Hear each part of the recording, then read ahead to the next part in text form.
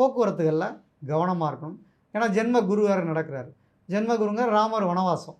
அப்போ நம்ம இருப்பிடத்தை மாற்றி, தொழிலை மாற்றி, அல்லது குடும்பத்தில் வீட்டை மாற்றி, இப்படி ஏதோ ஒரு விஷயம் நடக்க போகுது.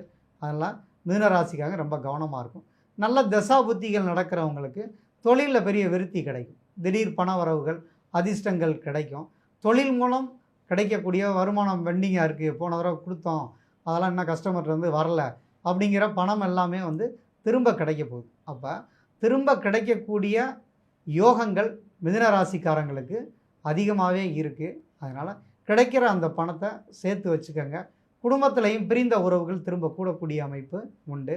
இதை பயன்படுத்தி சின்ன சின்ன மனஸ்தாபங்கள் இருந்தால் மனசு விட்டு பேசி அதை சரி பண்ணிக்கிட்டாங்கன்னா நல்லது. அது மிதுனராசிக்காரங்களுக்கு ஒரு பாதுகாப்பை கொடுக்கும்.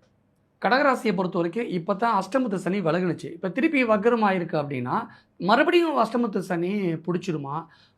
ரொம்ப அவங்க எச்சரிக்கையாக இருக்கணுமா? அல்லது என்ன மாதிரியான ஒரு பலனை இது கொடுக்கும்?